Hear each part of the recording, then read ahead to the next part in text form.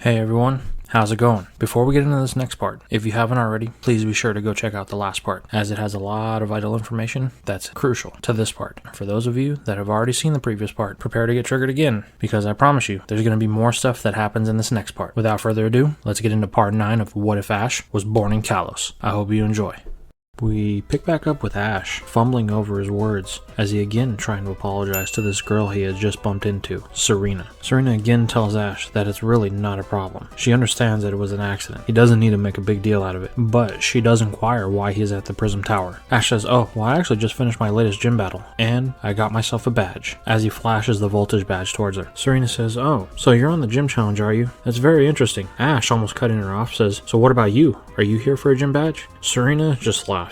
She says, "No, I actually don't take the gym challenge. I actually work for Lysandre Labs." Ash, in shock, stumbling over his words, eventually manages to get out, "What do you mean? I thought you had to be older to work for Lysandre Labs." Serena just laughs once again, saying, "No, actually you don't. I work personally with Lysandre directly." Ash, going into fanboy mode all of a sudden, starts to give the spiel about how he had a dream to work for Lysandre Labs as well. As a matter of fact, Lysandre was the one who gave him his first Pokemon, and he sends out Absol. Serena says, "Really? That's interesting." She goes, "You know, I actually work directly with Lysandre. I'm somewhat of a personal assistant for him. That's actually the reason why I'm here at the tower." Ash, in a pure tunnel vision moment, ignoring everything that she said except for the fact that she works directly with Lysandre, gets excited. He inquires about trying to meet with him. Serena, immediately trying to put on the brakes as she does have an assignment to finish, says, "Yeah, sure, that actually won't be a problem. But first, I have to complete the task that I was assigned. I'm here to see Clement about having him work on some of the technologies that we're developing for the lab. Lysandre asked me to come down here and personally meet with him to see if he can come meet with him at the cafe later on today." Ash, puzzled, inquires, "Cafe?"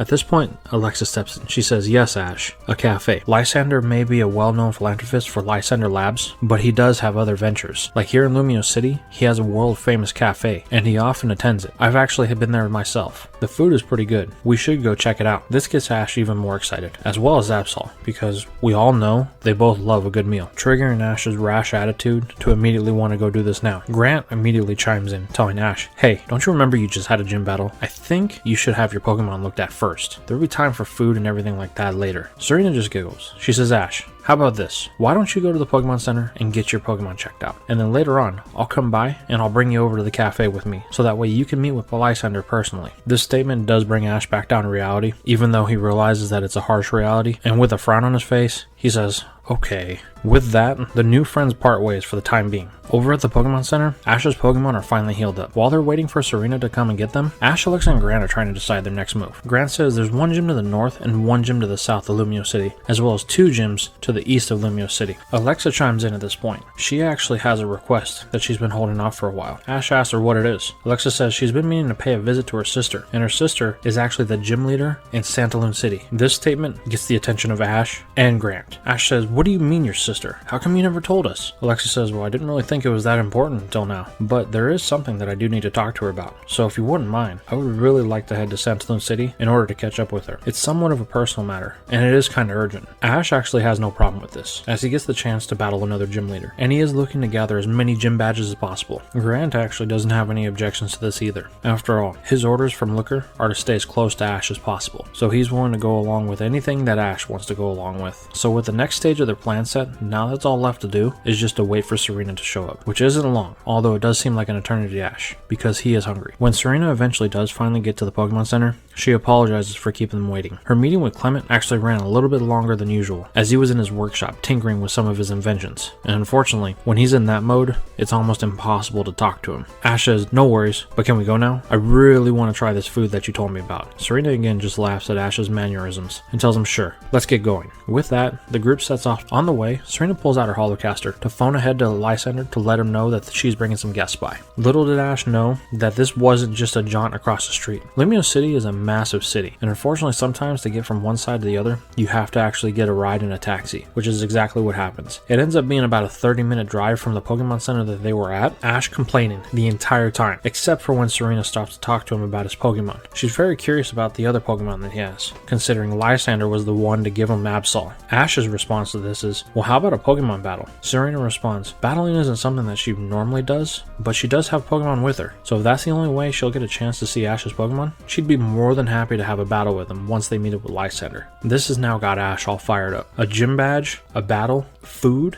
and his hero all in one day. This is turning out to be the best day ever. What else could happen to make this day even better? The gang eventually arrives at Lysander Cafe. Serena leads the way inside, and there, at a table in the front, sits Lysander as he's going over the financials of his business. Serena, seeing her boss, immediately runs up to him, giving him the report of her meeting with Clement, while Ash all of a sudden has been stricken with a form of stage fright. He was so excited to meet Lysander again, but now he can't even talk. He can't move. He can't do anything. But Alexa nudges Ash, telling him, hey, you couldn't shut up about this interaction the whole way over here, and now you're just gonna freeze? Come on, man, let's do this. Ash snaps out of his funk, only to be greeted by Lysander, saying, hey Ash, how have you been? Ash responds, I've been very well. I was actually kind of concerned that you wouldn't remember me. Lysander says, I don't think I could forget the interaction I had with you. After all, I did give you your first Pokemon, and that's not something I normally do. Speaking of which, how has your Absol been? Ash says great, and he actually sends it out. But as soon as Absol emerges from the ball, something is strange. Its reaction to Lysander is one of hostility and aggression. Ash doesn't understand this. This isn't normal for Absol. It's actually pretty mellow and laid back most of the time. In order to avoid any further altercations and any potential property damage to Lysander's business, Ash immediately recalls it, apologizing for the behavior of Absol. Lysander just laughs. He said, that's alright. Probably still a little upset that I beat it. Maybe one day, me and you can have a battle. At this prospect, Ash gets really excited. Lysander then says, so Ash, Serena tells me that you have a question for me. What is it? Ash says, well, it was actually more of a request. Do you remember that I told you my dream was actually to work for Lysander Labs to use its technology to help improve the world? Lysander laughs. He says, yes, I actually do remember that. Ash says, well, Serena and me are basically the same age, so I was wondering if I could work for you as well, just like she does. Lysander laughs. He says, I'm sorry, but I actually can't fulfill that request. Ash, kind of bummed out, asks why. Lysander says, well, the reason why is because I actually know Serena's mom personally, and it was the request of her mom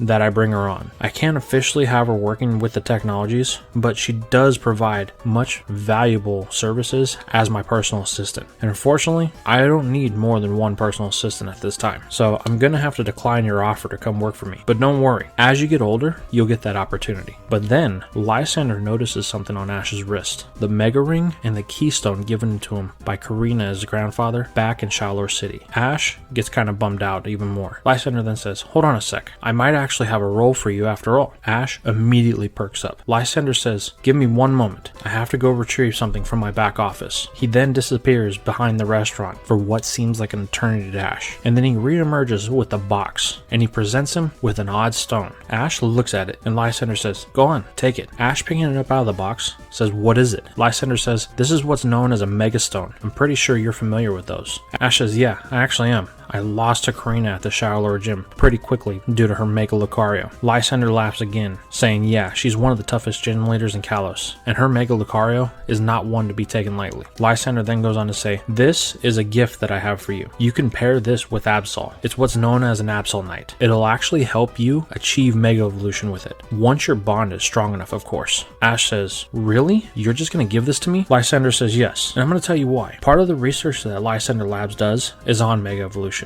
We want to understand it as much as possible, and I actually have been unable to get anybody to Mega Evolve an Absol before. So if you want to roll in Lysander Labs, here's your chance. I've given you the Absol and the Absol Knight, so your task as my employee is to see if you can get Absol to Mega Evolve, so that way I can start recording the data on it to understand exactly what Mega Evolution with the Absol line is like. Ash is awestruck. He can't believe it. He actually has a role with Lysander Labs. The only thing he can say is, so this means I actually work for you? Lysander says, well, unofficially of course, because you're not old enough, but this is your chance to help me out with some much needed research. All Ash had to hear was that he was going to be helping out Lysander, and he immediately agrees. Alexa says, well, look at that, kid. You finally got your Mega Stone that you've been looking for, and who would have thought it would be your first Pokemon that had it, while Grant is just staring silently at Lysander. Ash's excitement is then interrupted by Serena. Hey Ash, so how about that battle? Ash says, oh yeah, I forgot all about that. You want to do it now? Serena responds, yeah, but we can't do it in here. Let's take it outside. Lysander says, I'm interested to see how you developed, Ash. You mind if I watch? Ash, now excited that Lysander is going to see him battle, says, you know it. So with that, everybody steps outside to watch Serena and Ash battle. Once outside, Serena makes the request to keep this a short battle. Let's just make it a one-on-one. Ash says he has no problem with that. With that, Serena sends in her first Pokemon, and as the Pokemon emerges from the ball, it's something that catches the eye of everyone, a Froakie. But this Froakie looks very odd compared to the rest of its species. Its coloring is off. Ash, not knowing any better, says, oh, you have one of those too? This comment catches the attention of Lysander. Serena says, what do you mean one of those? Ash responds, an odd color Pokemon, as he pulls out his Pokédex to get the data on Froakie. He says, see, this is what a normal Froakie looks like, and what we refer to it as its shining variant. But this one doesn't match. Serena glances at Lysander, giving a look of concern. Ash says, I got one of those too. Actually, I got quite a few of those. As he sends in his newest Pokemon, Chespin. Now Ash has Lysander's full attention. He wasn't expecting this boy to have one of these oddly colored Pokemon. Serena comments that Chespin looks way different than the normal members of its species. Ash says, yeah, I actually got this Chespin from Professor Sycamore. This comment again catches the attention of Lysander. Really, Lysander says. Serena comments, that's interesting, because I got this Froakie from Lysander. Ash and Serena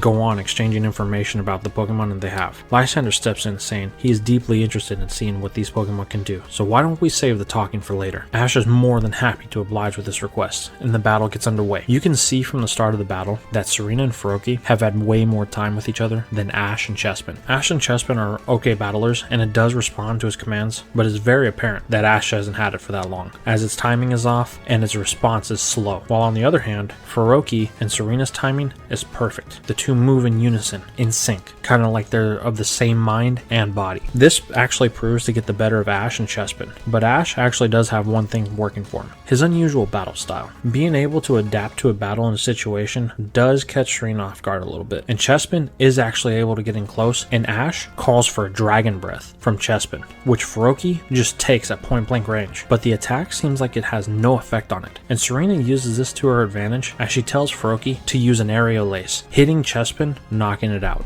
Ash recalls Chespin thanking for its effort. He tells Serena that it's apparent that her and Froakie have been together a while. She says, yeah, how long have you had Chespin? Ash then asks, well, what time is it? She says, 5 p.m. I've had it for 6 hours. This comment just stuns Serena and Lysander. What do you mean you've only had it for that amount of time? Ash says, well, I did just get it today when I saw Professor Sycamore. I did use Chespin in my Chim battle earlier, and I did want to try and see if it could do better in this battle than it did there, but we still have some work to do. Serena says, yeah, you do. Lysander then steps forward to Ash, telling him that even though the battle didn't last that long, it was impressive. In time, him and Chespin will bond, and their strength will grow. One day him and Chespin will be able to beat Serena and Froakie. He knows it. Ash thanks Lysander for the compliment. Lysander then says, well, where are you guys off to next? Alexa responds that their actual next stop is Santalune City. Lysander responds, well, that's actually a ways away. Would you guys like a ride there? I can arrange for one of my private cars to take you. Alexa immediately jumps at the offer. She's actually getting tired of having to walk everywhere, and she would really prefer a break. But Grant then steps forward, declining, surprising both Ash and Alexa, stating that Ash actually needs the time on the road to train, especially with his newest Pokemon Chespin. If he gets a ride there, then he's not going to have any chance to beat this new gym leader. Lysander comments to Grant, asking him if he's the gym leader of Ambert City. Grant then responds, yes, I am. Lysander says, you know what, Ash? You should listen to the gym leader. Forget that I even made the offer, but your task still stands. I want to see if you can unlock the Mega Evolution with Absol. And then Lysander requests that Ash hand over his personal holocaster. He takes it for a second and does something with it and hands it back to Ash. Ash asks what he did to it. Lysander says that he actually programmed his own personal information there, so he can contact him directly now, whenever he makes any progress with Absol. Ash is excited. He's got a direct line to Lysander now. Although he's bummed out about not getting a ride, he recognizes the value in Grant's words. So with that, he, Alexa, and Grant part ways from Lysander and Serena, heading back to the Pokemon Center for the night. As the trio disappears off into the distance, Lysander remarks to Serena about how interesting things have started to develop. She comments that she couldn't agree more. They're going to need more data on the Pokemon that Ash has acquired. The next morning, the trio departs from Lumio City, heading down Route 4 to Santalune City. This overall journey takes about a week. During this time, Ash's sole focus is trying to get this Mega Evolution to respond, but for some reason, Absol and him just started syncing. Ever since Absol's encounter with Lysander, it's actually been a little off. Ash actually doesn't catch on to this, but Grant does, and it's actually kind of concerning to him, but he keeps his mouth shut as he and Ash train together. He's trying to get Ash ready for his next gym battle. As he and Ash are trying to get ready for Ash's next gym battle, Ash asks Grant if he has any inside information on this gym leader. Grant's response is a simple one. As a gym leader himself, he can't divulge information on other gyms, or he could lose his gym certification. But if you were to potentially talk to somebody who maybe knew the gym leader personally, who wasn't certified by the Pokemon League, they could hypothetically give you information. Ash then turns to Alexa. Alexa just looks at him and says, no, don't put me on the spot like that. I'm not telling you what kind of Pokemon my sister uses. That's for you to find out. Ash makes a big scene about about this, talking about how he thought him and Alexa were friends. But he guesses he'll do things the hard way. Grant just smiles, saying that it would bug him if somebody did something like that to him. So they decide to focus on an overall strategy, trying to strengthen Ash's newest Pokemon on his team, being Slugma and Chespin. Overall, the training is successful. Ash and Chespin's timing is getting better. It's a little bit off, but it's still better than what it was. And as far as Slugma is concerned, it may seem like it's weak, but as it gets moving, it quickly becomes apparent on how strong it is. It actually has a good variety of moves, with things like Rock Throw and Flamethrower, as well as Curse to raise its defense and attack. Overall, the week that it takes to get to Santalum City is fruitful. Ash spends all of his time training with Grant, while Alexa continues to write her story on Ash and his Pokemon. Once they arrive into the city,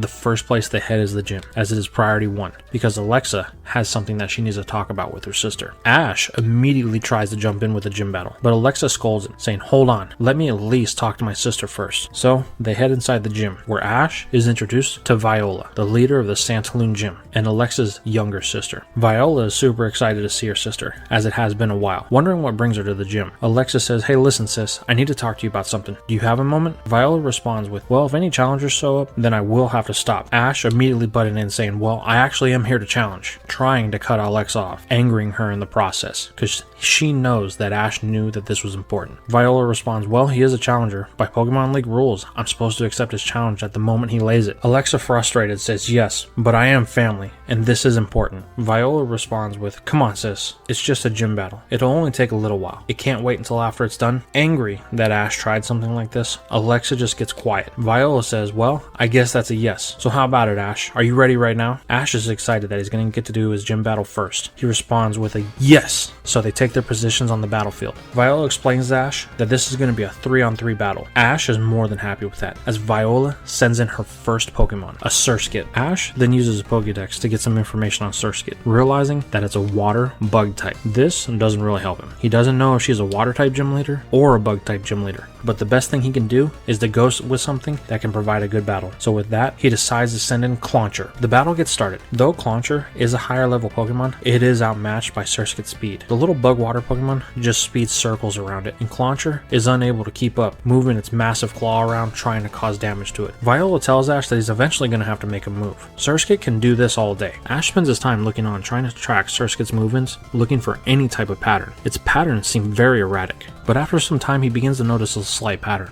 After Surskit's done its third set of movements and dodges, it likes to double back, repeating the order in reverse. This was the pattern that Ash was looking for. Even though Clauncher is unable to keep up with it, it is able to respond to Ash's commands. And when Surskit gets in the right position, Ash calls for Clauncher to use a Crabhammer on the ground. This Crabhammer sends a shockwave through the ground, connecting with Surskit, throwing it off balance, causing it to crash. This gives Clauncher the opening it needs for Ash to fire a Water Pulse at Surskit, which connects with it, knocking it out. Viola recalls Surskit complimenting Ash on his ability to see the pattern. Not many people can figure out their tactic when it comes to that. Ash says it took a while. Even though she was launching attacks at Clauncher, they were all water-based moves, so he knew it was going to do minimum damage, giving him time to figure it out. Viola then yells to her sister, "This kid's pretty good. Where'd you find him?" While Alexa is just sitting on the sidelines, pouting at the fact that she didn't get a chance to talk with her sister first. Viola then sends in her next Pokemon, something that's going to throw Ash off, Shedinja. Ash then uses his Pokédex to figure out that this is a bug ghost type. He says, "I get it now. You're a bug type gym leader." Viola responds, "So, my sister didn't want to tell you that?" Ash says, "No, she downright refused." Viola's response is actually one that Ash didn't expect, as she says it wouldn't have been a big deal. It doesn't matter if people know what she uses or not, she's still going to battle them as hard as she can. And she proves this because Shedinja is a Pokemon that Ash has a lot of trouble with. For some reason, he just can't seem to land a finishing blow against it with Clauncher. And eventually the shrimp Pokemon tires itself out. After trying to keep up with Surskit and the damage it was taking from its attacks, and now not being able to hit this Shedinja to close out the battle, it tires, and Viola calls for a Shadow Ball that knocks it out.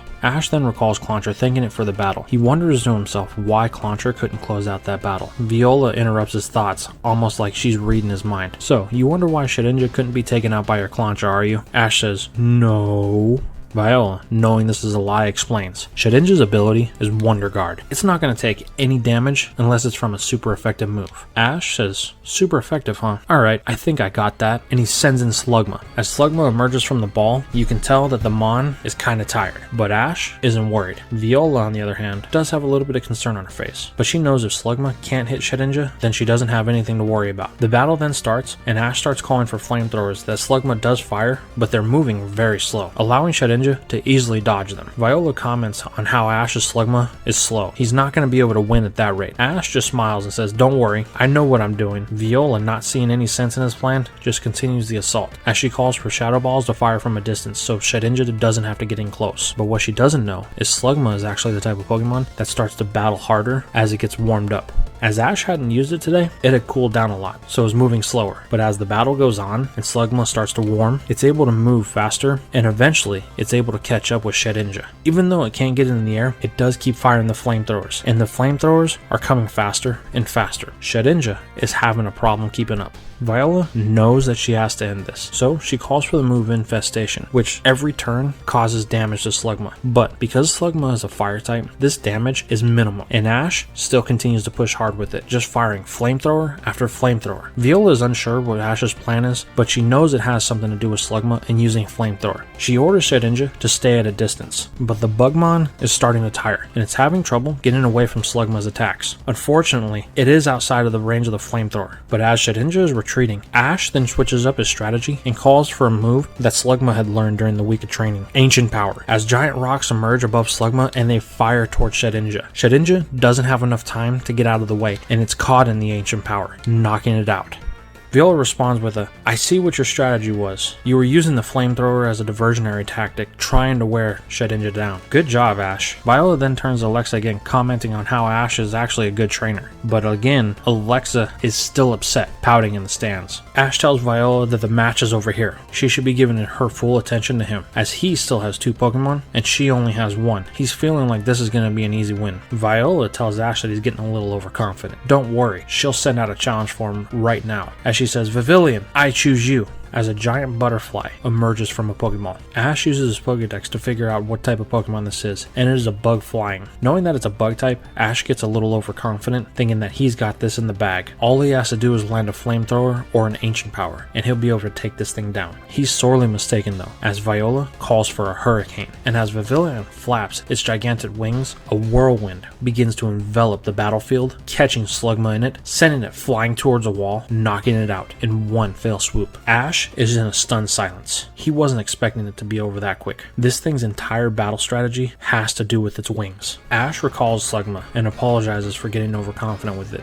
but he thanks it for the effort that he put in. He then turns to Viola, commenting that he did get a little overconfident, and she was right. She put him in his place. Viola just smiles and said, "I hope your next Pokemon is a good one." Ash then thinks to himself, he could use Absol, but a bug type has an advantage over a dark type. He could use Cranidos, but the chances that it can push through that powerful Maelstrom that Vivillon can create are pretty low. He then says, well, could use Chespin, but his timing with it still is off, and for a final battle, he doesn't think that it's something he should choose. That really only leaves one choice, but it is the best choice for Ash, as he declares, "Yanma, I choose you," sending in the Bug Fairy type. This catches Viola off guard. She is very familiar with Yanma and its species, being a bug type gym leader, but the coloring, on the other hand, is not something she's seen before. She asks Ash what kind of Yanma this is. Ash says, well, he doesn't really know. All he knows is that he caught it in the wild, and it seems that it's a part fairy type. Viola, curious, says fairy? Ash says, yeah, but let's not worry about that now. We have a battle to conclude. Viola couldn't agree more, as she wants to see this new Pokemon in action, and the battle gets underway. Unfortunately though, Yanma is also having trouble getting to Vivillon. It's just too fast, and every time Yanma has the opportunity to get close to it, it's just blown away by the giant wings. Yanma's ability to speed boost does provide a little bit of a reprieve, allowing it to get ahead of some of the hurricanes so it doesn't take any damage, because unfortunately that is a flying type based move, and Yanma is still part bug. Ash knows if Yanma gets caught in one of those hurricanes, it could cause some serious damage. Just look what it did to Slugma, a Pokemon that it didn't have a type advantage against it. The battle goes on, and unfortunately what Ash feared actually happens. At the command of Ash, Yanma tries to get in close so it can use a wing attack, but unfortunately it gets caught up in a hurricane. And this time, it's caught in the center of it, taking all the damage point blank. As the wind swirls around Yanma, Ash calls to it, but Yanma is unable to break free of the Maelstrom. Unfortunately, as it tries, it is just taking more damage, unable to break the pattern of the wind, and Vivillon is just flapping its wings harder and harder as the strength of the hurricane grows. Viola comments that it looks like the battle's over. Ash tells her it's not over until it's over, as he yells to Yanma. Yanma hears Ash's call and responds to it with a deep glow, triggering an evolution. Light envelops the hurricane as Yanma evolves into its fully evolved form form, Yanmega. The evolution breaks the Hurricane, and Yanmega takes his place at Ash's side. Viola is caught off guard more than anyone. This Yanmega does not look anything like its normal species, and she tells Ash that. This catches Ash off guard, and he pulls out his Pokédex to find out she's right. The one in the Pokédex looks nothing like this one, right down to its form and its coloring. This is something he's going to have to inform Lysander about,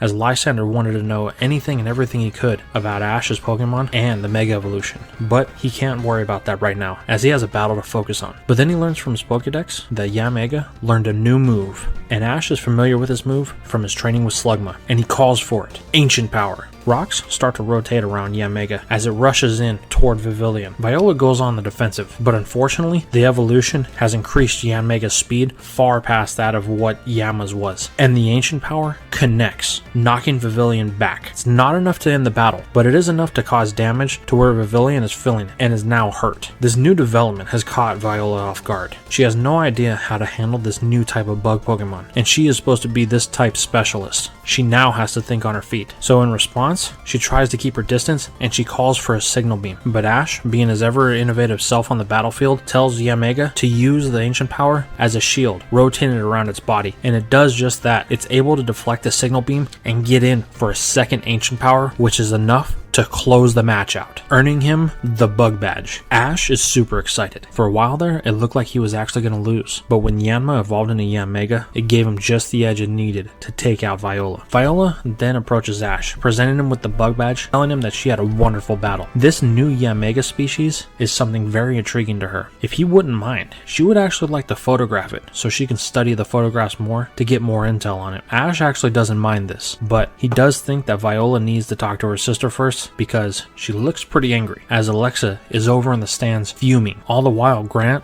was watching the battle intensely, not really expecting for Yanma to evolve. But now that he's seen the evolution, it's even more intriguing to him, as he fades off to the back of the gym to call a looker. Later on at the Pokemon Center, after everybody was able to complete their tasks, the group meet back up. Alexa immediately jumps on Ash's case, telling him that it wasn't right for him to pull the stunt that he did today, and if he ever did it again, they wouldn't be traveling together anymore. Ash apologizes, telling her that he understands that it wasn't right what he did, but the urge to battle just became too much for him, and he couldn't resist it anymore. And at the opportunity that Viola would take his challenge before she talked to her was just too much for him. He tells her that he won't let it happen again. Alexa, knowing that's the best type of apology she's going to get out of a 10-year-old, accepts it, begrudgingly. Meanwhile, Grant tells Ash that he's very interested in his new Yanmega, and he wants the opportunity to battle against it, to see what kind of power it has, and to see what other secrets it seems to be hiding. Ash is okay with this, as he doesn't know what it can do, and apparently he won't be able to rely on the Pokédex for this, as it has no information on this new Pokemon. While the group is discussing all this, they're approached by someone who calls out Grant's name, getting the attention of the group. Grant turns his head to say, "Diantha?"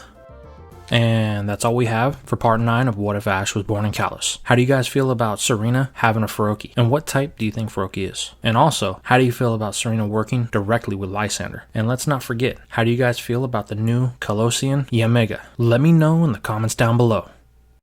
If you enjoyed the video, please drop a like for the YouTube algorithm. Also, don't forget to subscribe. And if you want to interact more with me, don't forget to join the Discord and follow me on Twitter. And if you want to support me any further, head over to my Patreon. Just $5 a month gets you 1 week early access to all of my videos. These awesome people have already donated, so I can continue to bring you the content that you love. The links for all of these are in the description below. Anyway, I'm Ronan Charizard, and I'll see you in the next video.